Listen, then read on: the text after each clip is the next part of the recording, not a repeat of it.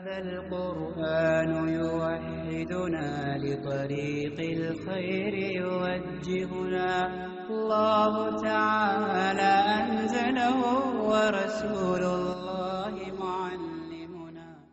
اعوذ باللہ من الشیطان الرجیم بسم اللہ الرحمن الرحیم. قال سیدنا سلیمان علیہ السلام نے جب ہدہد کی ساری تفصیلی باتیں سنی تو فرمانے لگے سننظر، ہم دیکھیں گے. کیا مطلب؟ ہم تحقیق کریں گے. اصدقت، کیا تم نے بات سچ کہی؟ ام کنت من الکاذبین، یا ہے تو جھوٹوں میں سے. ہم تحقیق کریں گے. سننظر یعنی سلیمان علیہ السلام اللہ کے نبی ہیں. ایک پرندہ آ کے ہدہد جو ان کا پابند ہے، ان کی باتیں وہ سنتے ہیں، سمجھتے ہیں ہدہد کی باتوں کو. ظاہر ہے اس نے آ کے کوئی انسانی زبان میں تو بات نہیں کی ہوگی نا، سمجھ رہے ہیں؟ اس نے آ کے کوئی چوں چوں کی ہوگی نا، اپنی زبان اپنی آواز نکالی ہوگی جس کو سیدنا سلیمان علیہ السلام نے سمجھا، اور اللہ تعالیٰ نے اس کی شہادت دی کہ اس طرح اس ہدہد نے آ کے اپنی آواز میں جناب سلیمان علیہ الصلاۃ والتسلیم کو ساری کہانی، ساری رودات سنا دی کہ جناب آپ ہیں تو اللہ کے نبی، بغیر غیب نہیں جانتے. یہ غیب کی ایک خبر ہے جو میں آپ کے پاس لایا ہوں. جن تک نہیں جانتے، آپ کے لاؤ لشکر میں کوئی بھی نہیں ہے جو اس چیز کو جانتا ہو. تو جناب سلیمان علیہ السلام فرماتے ہیں ٹھیک ہے، سننظر، ہم دیکھیں گے، تحقیق کریں گے کہ کیا تو واقعی اپنی اس خبر دینے میں سچا ہے یا جھوٹوں میں سے ہے. تو یہ دیکھیے، نبی ایک بات کو تسلیم کرنے سے پہلے تصدیق چاہتا ہے. یہ کوئی مزاج غلط نہیں ہے، صحیح چیز ہوتی ہے. یہ انسان اور خاص طور پر نبی جو ہے یا کوئی بڑا آدمی یا بڑے آدمی کے بارے میں کوئی بات کوئی کرے تو اس کو یہ نہیں سمجھ کے کہ اچھا بڑے آدمی کے بارے میں یہ بات کہی گئی ہے تو میں اس کو قبول کر لوں. بڑی قوم کے بارے میں بات کی گئی، قوم سبا کے بارے میں، تو بس مجھے غصہ آ گیا، میں ابھی ایکشن لینا چاہتا ہوں. یہ مزاج نہیں ہونا چاہیے. تحقیق کرنی چاہیے، تحقیق کا مزاج کہ واقعی یہ ہو رہا ہے کہ نہیں. پہلے انسان اچھی طرح تحقیق کر لے اور جب بات ثابت ہو جائے تو پھر قدم اٹھائے، ورنہ انسان پچھتاتا ہے. یہی چیز مسلمانوں کو اللہ تعالیٰ نے سمجھائی تھی کہ ان جاءکم فاسق بنبأ فتبینوا، اگر کوئی فاسق انسان تمہارے پاس کوئی خبر لے کے آئے تو اس کی تحقیق کر لیا کرو. تحقیق کرو گے تو فائدہ ہو جائے گا، پتہ چل جائے گا جھوٹ ہے یا سچ ہے. اور بغیر تحقیق کے تم نے اس بات کو تسلیم کر کے کوئی ایکشن لیا تو فتصبحوا علی ما فعلتم نادمین، تو بعد میں تم پچھتاؤ گے کہ ہم نے بڑا غلط کام کیا. بغیر تحقیق کے یقین کر لیا اور اس پر عمل کر بیٹھے، جس کی وجہ سے ہمارے ہاتھوں بہت سے مارے بھی گئے. تو یہ بڑا ضروری ہوتا ہے. محدثین کرام نے اسی چیز کو ہی پروموٹ کیا ہے کہ آپ صلی اللہ علیہ وسلم کی بات بالکل بغیر تحقیق کے ہم قبول نہیں کر سکتے. کوئی حدیث ہوگی، ٹھیک ہے نا، تو اللہ کے رسول کی بات اگر بغیر تحقیق کے ہم قبول نہیں کر سکتے تو بات کے جو علماء ہیں، فقہاء ہیں، مفسرین ہیں، محدثین ہیں، ان کی بات کو بھی ہم بغیر تحقیق کے قبول نہ کریں. ٹھیک ہے، یہاں بھی تحقیق کی بات ہو رہی ہے. سننظر، ہم دیکھیں گے، ہم تحقیق کریں گے. اصدقت، کیا تو نے سچ کہا؟ ام کنت من الکاذبین، یا تو جھوٹوں میں سے ہے. تو یہ دیکھا جائے تو یہ ایک سیدنا سلیمان علیہ السلام بہت سی باتوں کو اس جملے میں کہہ گئے ہیں. ایک تو یہ کہ کہنے والا کیا سچا ہے، یعنی ہدہد جو ہے کہ کہنے والا سچا ہے. تو مراد ہے کہ اتنی اہم بات ہو تو اس کو سچے انسان سے قبول کرنی ہے. جو بندہ بات کر رہا ہے اگر اس پہ اعتماد کرنا ہے تو اس کا سچا ہونا بڑا ضروری ہے، جھوٹا نہ ہو. اور یہی شرط ہے محدثین نے رکھی ہے کہ راوی عادل ہو. عادل کا مطلب جو بات دیکھی ہے بس ایز اٹ از بیان کر دے، اپنی طرف سے نہ بڑھائے نہ گھٹائے. تو بندے راوی کو چیک کرنا بڑا ضروری ہوتا ہے، کیا وہ سچا ہے یا جھوٹوں میں سے ہے. تو اگر وہ سچا ہے تو مان لیں گے تحقیق کے بعد، اور اگر جھوٹا ہے تو نہیں مانیں گے. ٹھیک ہے. تو تحقیق جب ہوتی ہے تو اس کا یہ مطلب نہیں ہوتا کہ بندہ غیبتیں تلاش کر رہا ہے، بلکہ اس فرد کے بارے میں اتنا جاننا چاہ رہا ہے کہ یہ بندہ واقعی اس اہم بات میں سچا ہے یا جھوٹا ہے. جو بندہ اپنی گفتگو میں جھوٹ کو بولتا ہو تو وہ کیا اس بات میں کوئی جھوٹ ملا نہیں سکتا؟ تو بات کلیئر ہو جاتی ہے، تحقیق سے پتہ چل جاتا ہے.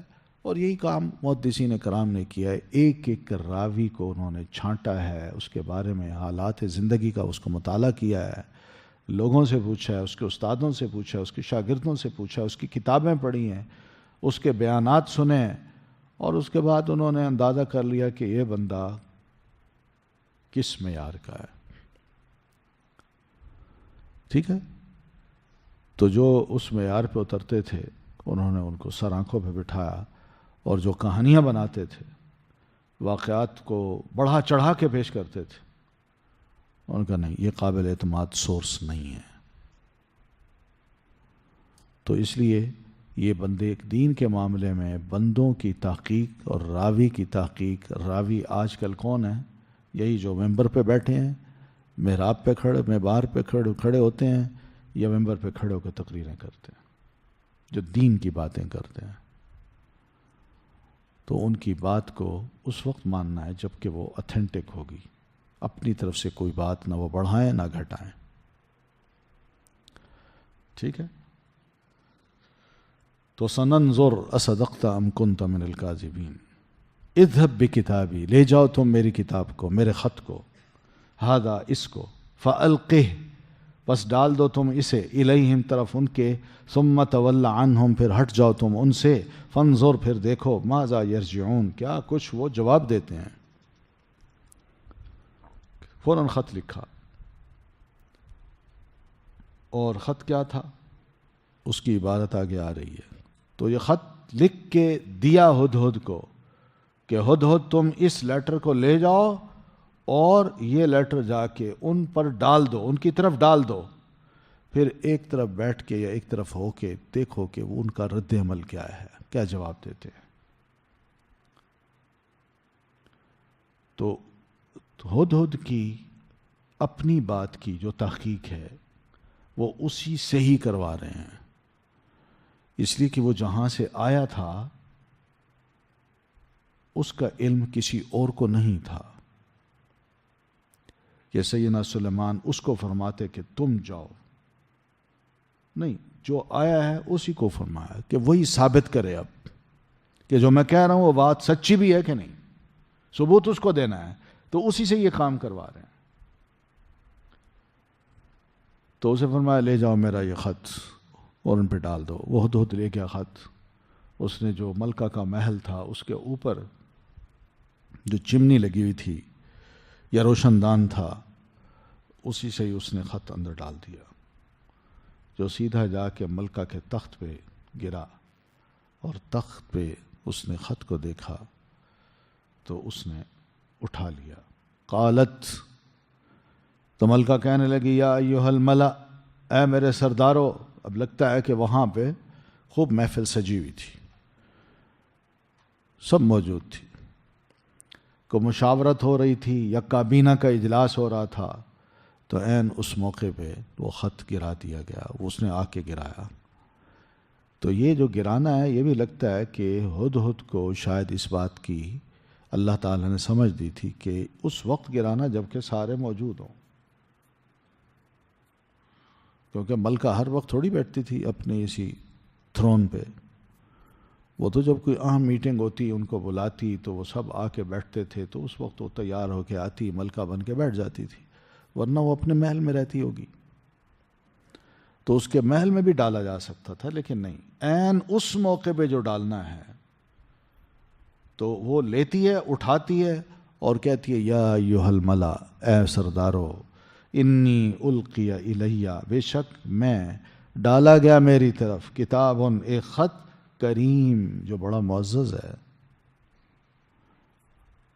یعنی خط تھا باقاعدہ صاف ستھرا کاغذ یا صاف ستھرا مٹیریل، اور اس پہ بڑے اچھے انداز سے تحریر تھا کیا کہ انہو من سلیمان، کہ بے شک یہ خط سلیمان کی طرف سے ہے، وَإِنَّهُ بسم اللہ الرحمن الرحیم، اور یقیناً یہ خط بسم اللہ الرحمن الرحیم سے شروع ہوتا ہے، اس اللہ کے نام سے شروع کرتا ہوں جو بڑا مہربان اور رحم کرنے والا ہے، اور اس میں لکھا ہے کہ اللہ تعلو علیہ، کہ نہ تم سرکشی کرو مجھ پر، وَأْتُونِي، بلکہ چلے آؤ میرے پاس، مسلمین، فرما بردار بن کر۔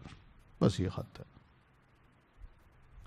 یہ خط کریم، اس کو کہتے ہیں کتاب کریم، مختصر، بہترین، خوبصورت، بامقصد تحریر، اور بس کوئی لمبی بات نہیں، کوئی لمبی بات نہیں۔ اور خط مرد کی طرف سے ہو، ایک عورت کی طرف سے، ایک عورت کی طرف، تو اس کا انداز یہی ہوتا ہے، بس بسم اللہ، یہ خط سلیمان کی طرف سے ہے اور یہ بسم اللہ سے شروع کر رہا ہوں، آ جاؤ میرے پاس بندے بن کے اور میرے خلاف سرکشی نہ کرو، اتنی سی بات، ٹھیک ہے نا؟ تو دیکھیے خط کو لکھنے کا طریقہ بھی اللہ تعالیٰ نے بتا دیا ہے کہ جب انسان خط لکھے تو سب سے پہلے اپنا نام لکھے، ٹھیک ہے؟ یہ خط کس کی؟ بسم اللہ، پھر اپنا نام، پھر اس کے بعد بات کام کی، جو اہم بات ہے وہ کرے، بس اتنا سا فائدہ ہوتا ہے اس کا، ٹو دی پوائنٹ بات، تاکہ اپنا وقت بھی بچے اور دوسرے کو بھی بات سمجھ آ جائے، اس کا بھی وقت بچے، نہ کہ وہ خط کو لے کے سینے سے لگائے، آہا ہا ہا خط آیا ہے، ہاں، اور پھر ہر ایک کو دکھاتا پھرے، بتاتا پھرے خط آیا۔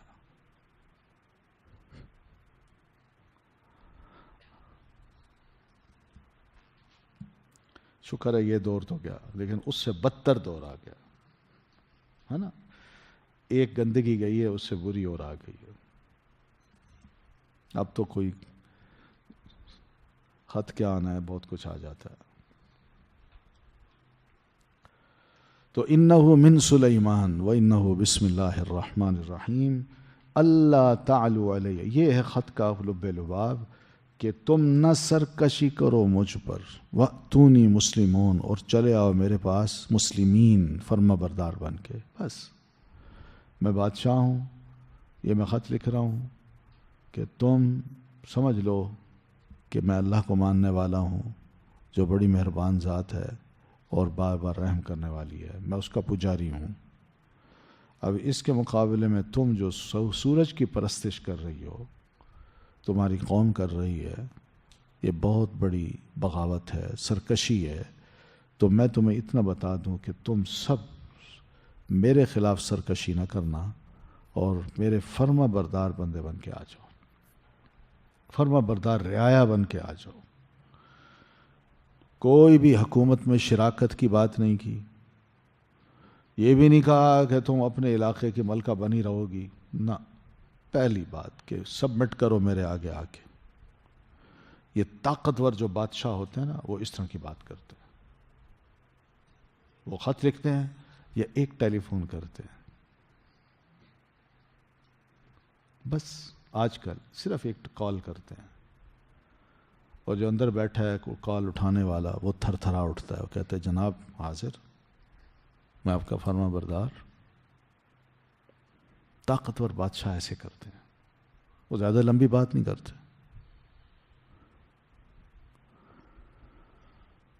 قالت، کہنے لگی، یا ایھا الملا، اے سردارو، افتونی، جواب دو مجھے، فی امری، میرے معاملے میں۔ ہاں جی بتائیے، یہ خط ہے، کیا مجھے بتاتے ہو، کیا مشورہ ہے تمہارا اس معاملے میں؟ بات مختصر کی ہے، سمجھ آ رہی ہے، اب بتاؤ کرنا کیا چاہیے؟ کوئی بھی اہم معاملہ ہو، میں اس کا قطعی فیصلہ نہیں کر سکتی جب تک کہ تم لوگ خود اس کو نہ انوالو ہو جاؤ، یا تم خود اس کے بارے میں مجھے مشورہ نہ دو۔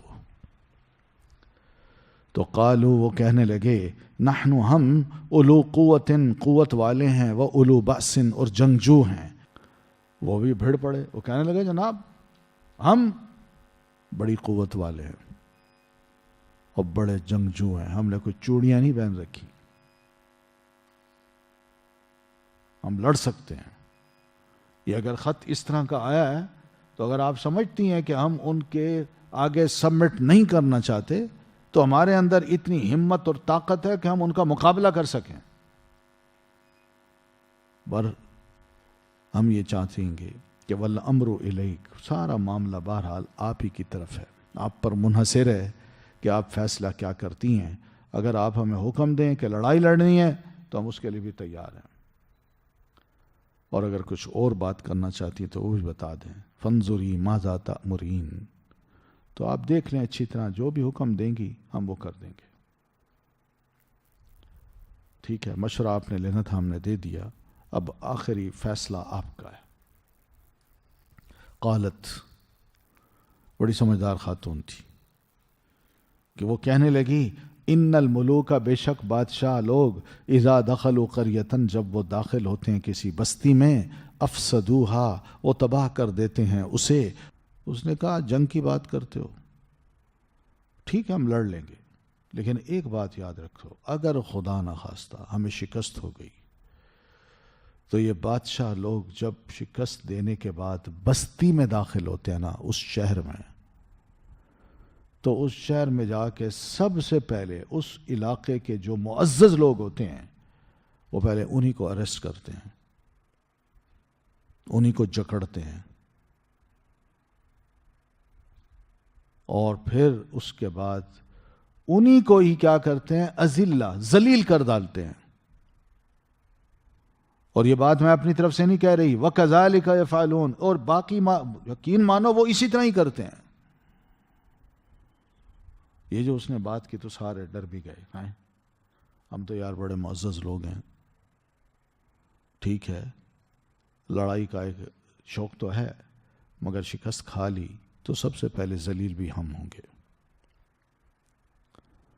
تو اس عورت نے بڑا اچھا ایک مشورہ دے دیا کہ لڑائی کی بات نہ کرو، ہم اگر لڑے بھی صحیح، شکست کھا گئے تو سب سے پہلے ہم ہی نہیں ذلیل ہونا ہے، جو یہاں سب بیٹھے ہیں نا یہ سب ذلیل پہلے ہوں گے۔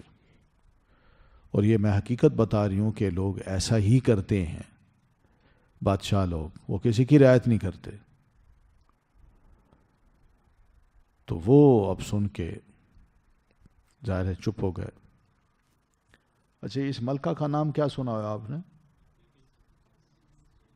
بلقیس، ٹھیک ہے نا، تو بلقیس اس کا نام ہے۔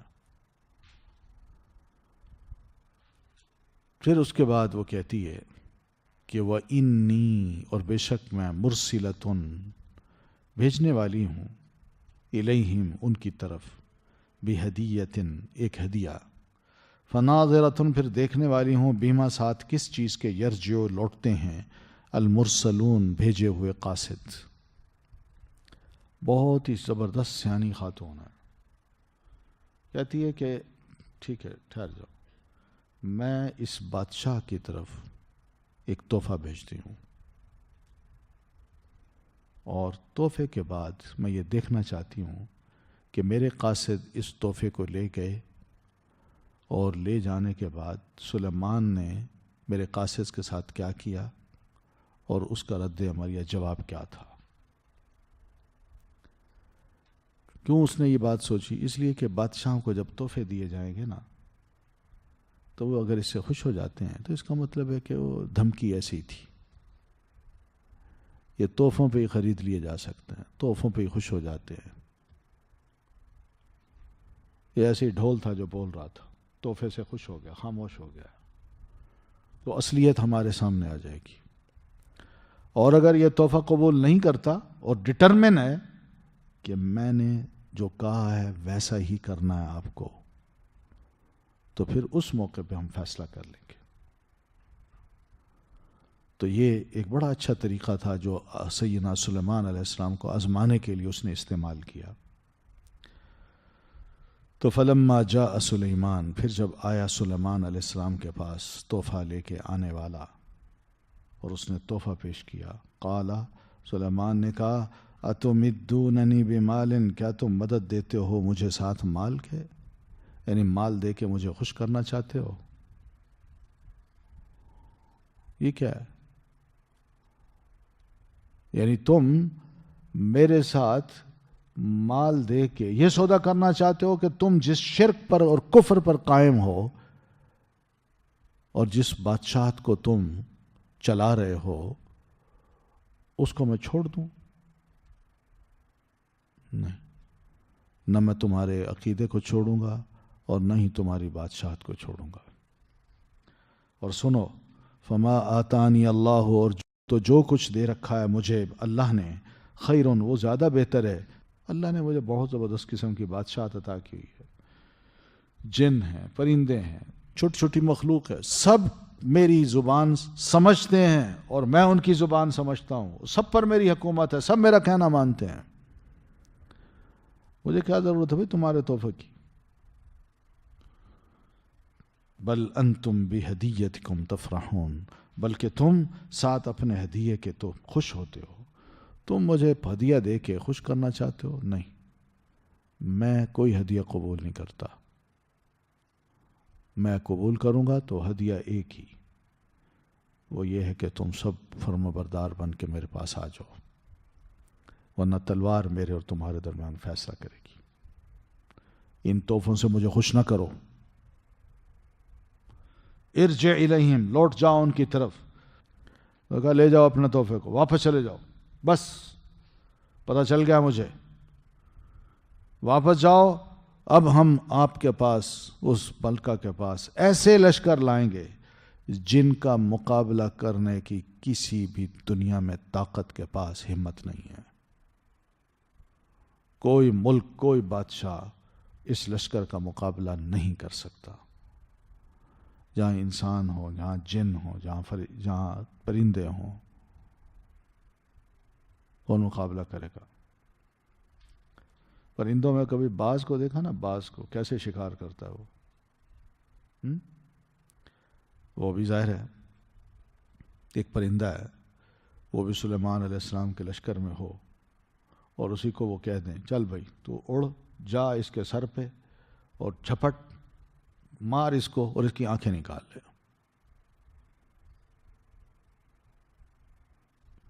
وہ بڑا طاقتور ہوتا ہے، باز جو ہوتا ہے بہت بڑا طاقتور۔ ہاں، کیسے وہ پکڑتا ہے اپنے شکار کو۔ یہ جو ہمارے ہاں ادھر چترال میں جو پہاڑی علاقے ہیں نا، ان نیچے کھڑے ہو کے دیکھیں تو پہاڑوں پہ اوپر وہ پہاڑی بکرے نظر آتے ہیں، بالکل ایسے چھوٹے چھوٹے لیکن بڑے طاقتور، انسانوں کے ہاتھ میں نہیں آنے والے، ان کو گولی سے مارنا پڑتا ہے، شکار کرنا پڑتا ہے، بڑی ہمت، طاقت والے۔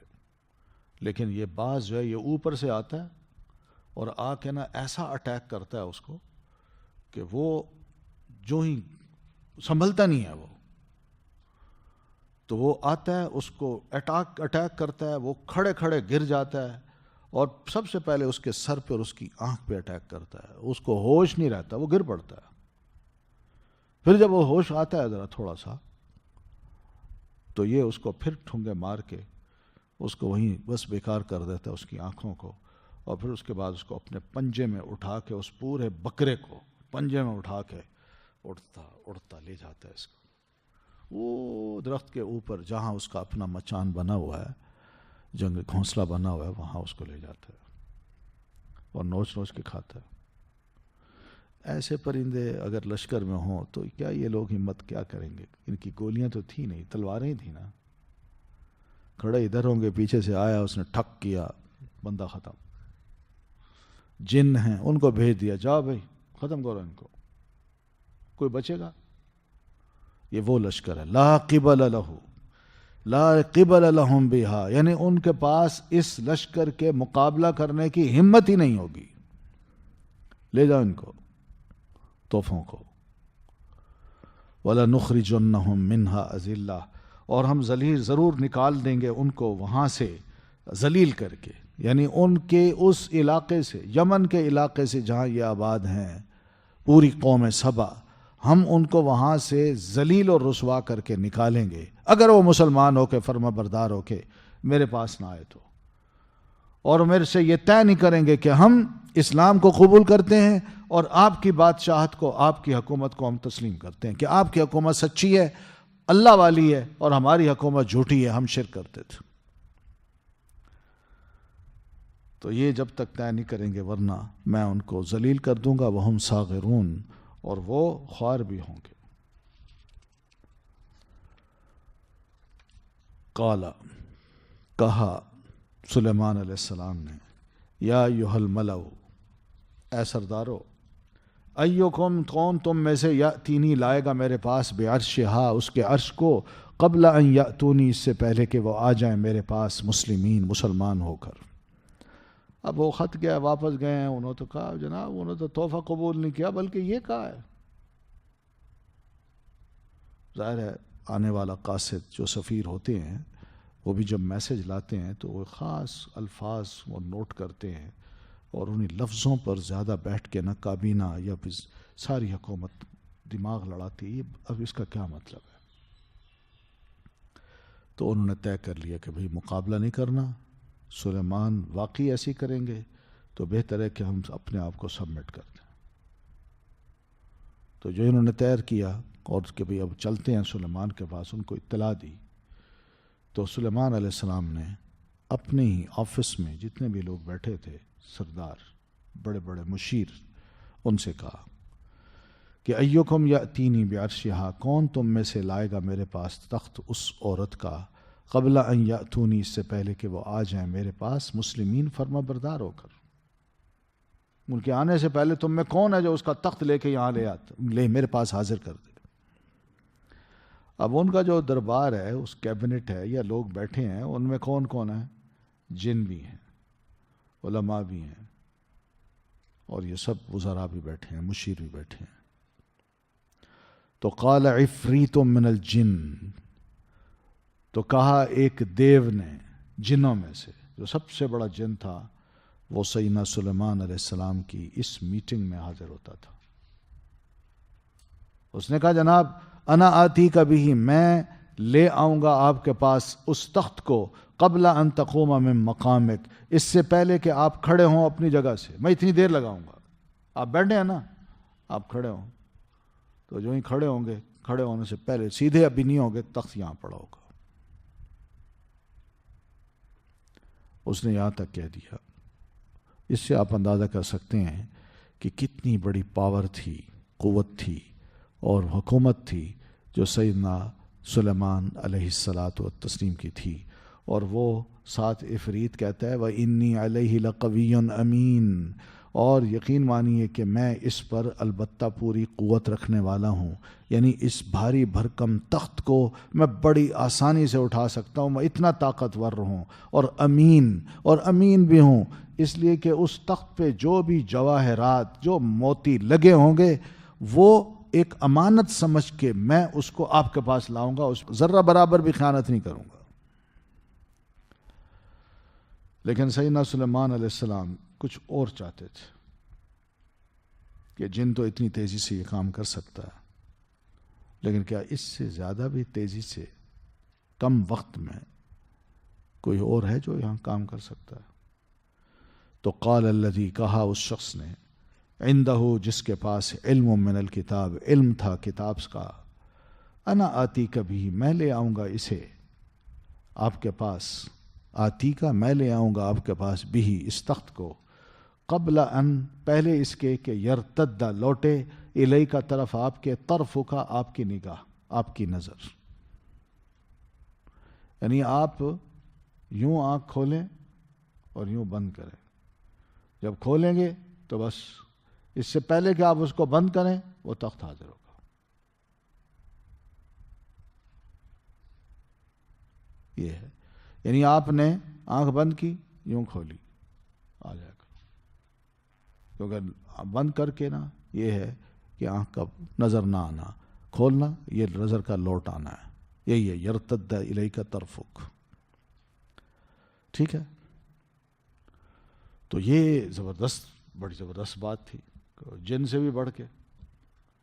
جن تو کہتا ہے آپ کھڑے ہوں گے، اس سے پہلے کہ آپ سیدھے کھڑے ہوں تخت آ چکا ہوگا، وہ کہتا ہے جناب آپ یوں آنکھ بند کر کے کھولیں، تخت موجود ہوگا۔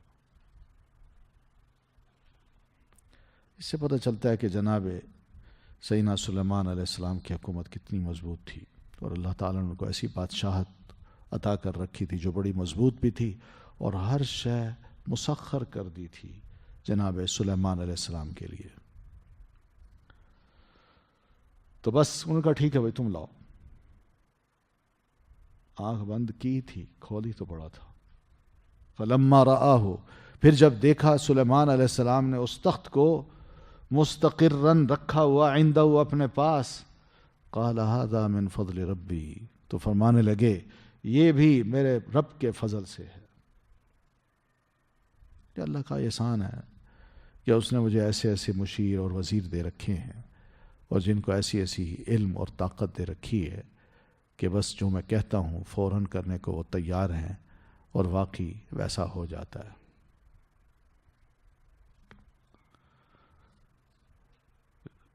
اب وہ اس تمام چیزوں کو دیکھتے تو ہیں لیکن اکڑتے نہیں ہیں۔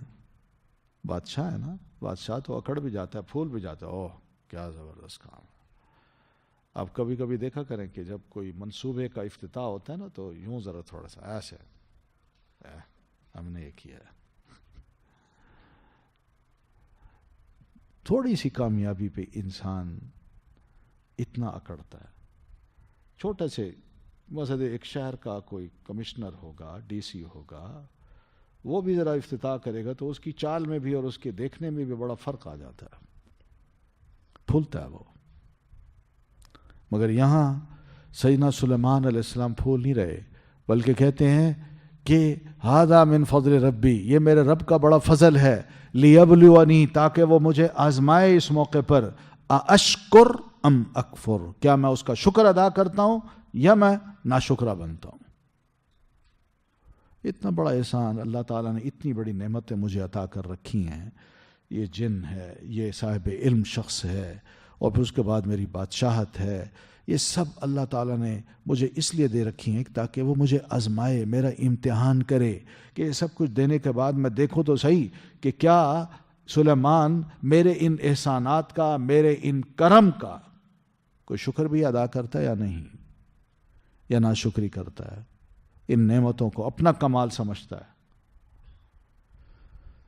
تو بڑی خوبصورت بات کی کہ یہ اصل میں یہ کوئی ناز کی بات نہیں ہے، بڑے امتحان کی بات ہے میرے لیے۔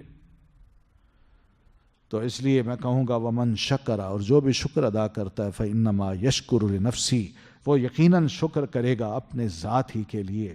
ومن کفر، اور جس نے کفر کیا فإن ربی غنی کریم، تو یقیناً میرا رب بے پرواہ ہے، بہت بے نیاز ہے، اور نہایت عزت والا ہے۔ تو یہ شکر کریں گے تو اس کا فائدہ ہماری ذات کو پہنچے گا، اپنے فائدے کے لیے ہم یہ شکر کریں گے، اللہ اور خوش ہوگا، اللہ اور راضی ہو جائے گا، اپنی نعمتوں کو اور زیادہ کرتا رہے گا، اور اپنے شکر گزار بندوں کو اس کا وعدہ ہے لئن شکرتم لأزیدنکم، اگر تم شکر ادا کرتے جاؤ تو میں تمہیں مزید دیتا جاؤں گا۔ تو اس لیے اللہ تعالیٰ تو بندے کے شکر کا محتاج نہیں ہے، مگر بندہ اللہ تعالیٰ کے شکر کا محتاج ہے۔ تو اللہ اس اعتبار سے غنی ہے کہ وہ بندوں کا شکر ادا کرے، بھئی تمہارا شکریہ، تم میری عبادت کرتے ہو۔ نہیں، انسان اللہ کا شکر ادا کرتا ہے، اللہ تیرا شکریہ، تو نے یہ سب کچھ نواز رکھا ہے، ٹھیک ہے۔ تو شکر کا فائدہ ہے، ناشکری کا نقصان ہے، اور اس کا نقصان بندے کو ملتا ہے۔ اگر ناشکرہ بن بھی جائے تو اللہ کو کوئی پرواہ نہیں ہے، جو شکر کرتا ہے تب بھی اس کی بادشاہت میں کوئی فرق نہیں آتا، اور جو ناشکری کرتا ہے تب بھی اس کا کچھ نہیں گھستا، مگر ہے وہ کریم، بڑا معزز ہے، محترم ہے۔ وہ اپنی فیضانات کو یا اپنے فیض کو جب انڈیلتا ہے تو وہ سب پہ انڈیلتا ہے۔ جو اس کی شکر، جو اس کی نعمتوں کو پا کے ناشکریاں کرتے ہیں اللہ ان کو بھی دیتا ہے پھر، اور جو شکر گزار ہوتے ہیں ان کو بھی اللہ تعالیٰ دے دیتا ہے، ٹھیک ہے۔ قال، کہا سیدنا سلیمان علیہ السلام نے، نکرو، انجانا سا بنا دو، لہا، اس عورت کے لیے، عرشہا، اس کا تخت، ننظر، ہم دیکھیں، اتہتدی، کیا وہ ہدایت پاتی ہے، ام تکونو، یا ہوتی ہے، من الذین، ان میں سے، لا یہتدون، جو نہیں ہدایت پاتے۔ یعنی اس کا یہ عرشہ ذرا اس کو انجانا سا بنا دو، اس کو تھوڑا سا چینج کر دو، کوئی موتی اٹھا کے یہاں لگا دو، اس کا موتی اوپر رکھ دو، اس کا موتی ادھر دائیں بائیں، کچھ انجانا سا بنا دو، جیسا اس کا تھا نا ذرا تھوڑی سی اس میں چینج کر دو۔ اس چینج کے بعد ہم دیکھیں گے کہ کیا وہ واقعی اپنے اس تخت کو پہچان پاتی ہے یا نہیں پہچان پاتی، کہ واقعی یہ میرا عرش ہے یا کسی اور کا ہے۔ ہم دیکھیں گے کہ وہ اس عقل کی کیسی ہے وہ خاتون۔ اگر واقعی وہ اس بات سمجھ گئی کہ یہ میرا تخت ہے اس تبدیلی کے باوجود بھی، تو پتہ چل جائے گا وہ بڑی عقل مند عورت ہے۔ ٹھیک ہے، تو بہرحال ایسا ہوا، اس کو چینج کر دیا گیا۔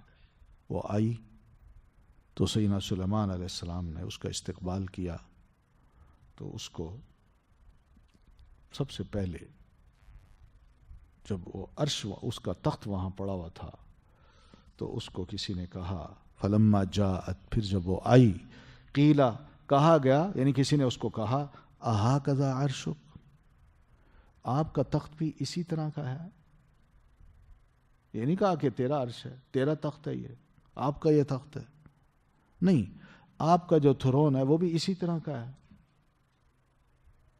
وہ دیکھتی ہے، کہتی ہے اسی طرح کا نہیں، قالت کأنہ ہوا، اسی طرح کا نہیں، یہ تو گویا کہ وہی ہے جو میرا تخت ہے۔ پہچان گئی، سمجھ گئی، اور اس سمجھ سے اس کو اندازہ ہو گیا کہ سیدنا سلیمان علیہ السلام کتنے بڑے طاقتور بادشاہ ہیں، کیا زبردست ہیں۔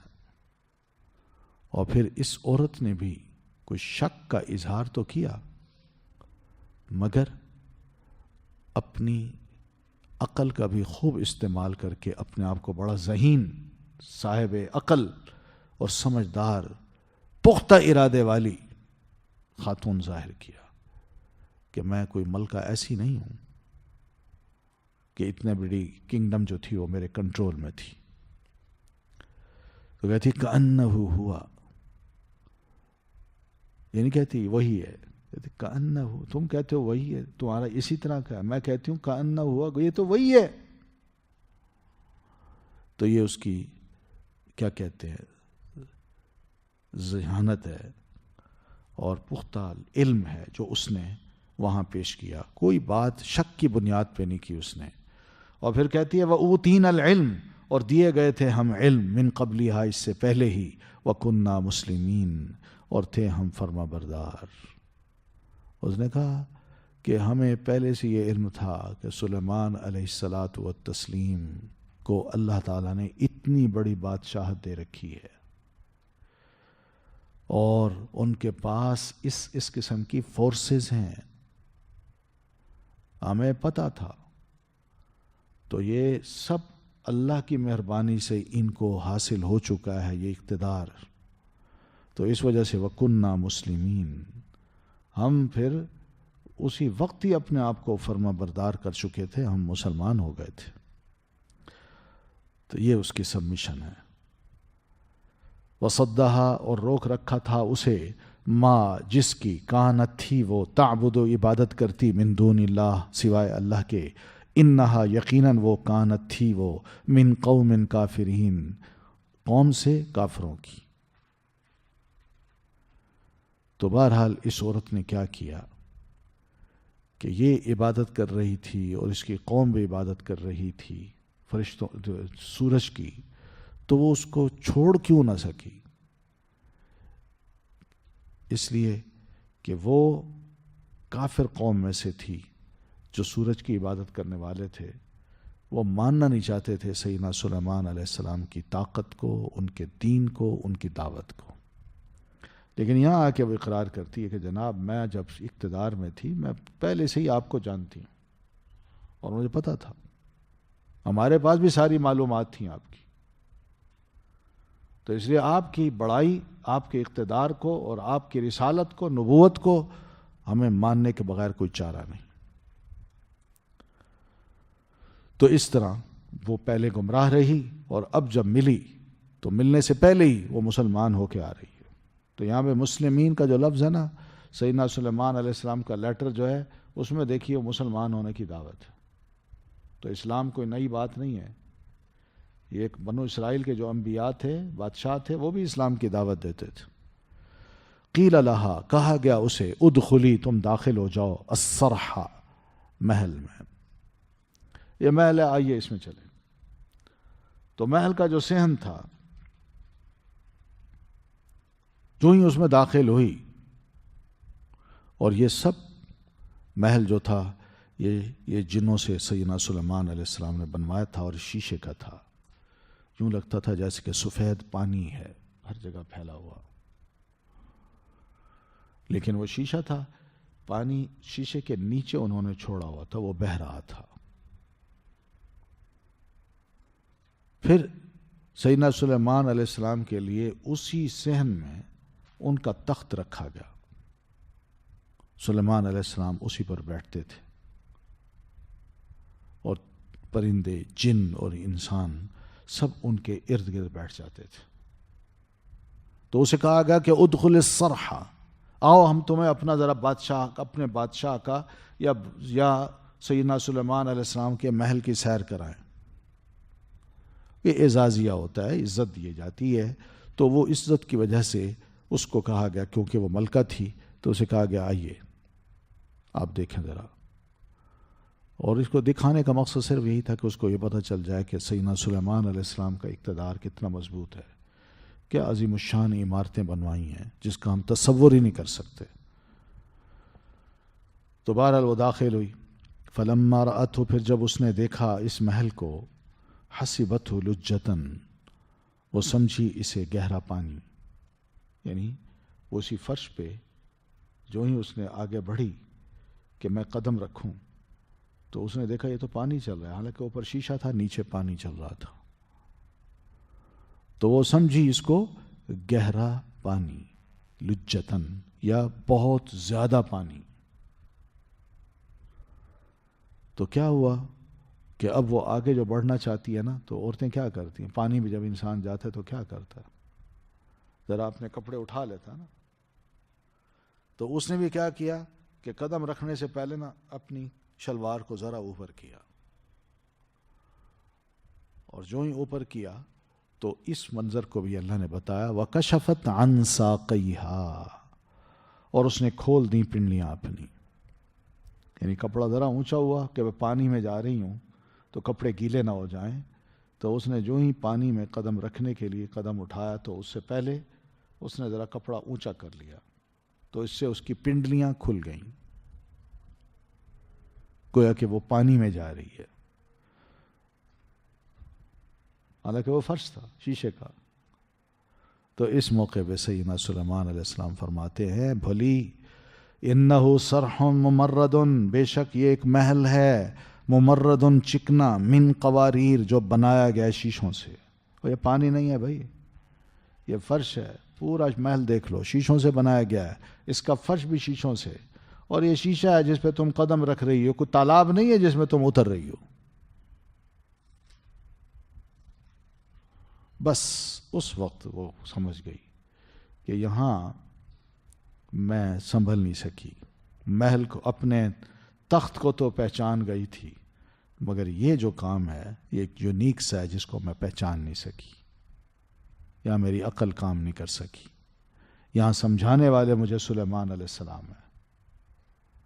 تو قالت، اسی موقع پہ کہتی ہے، ربی، اے میرا رب، انی ظلمت نفسی، بے شک میں نے ظلم کیا اپنی جان پر، واسلمت، اور اسلام لے آئی میں، مع سلیمان، ساتھ سلیمان کے، للہ، اللہ کے لیے، رب العالمین، جو رب ہے تمام جہانوں کا.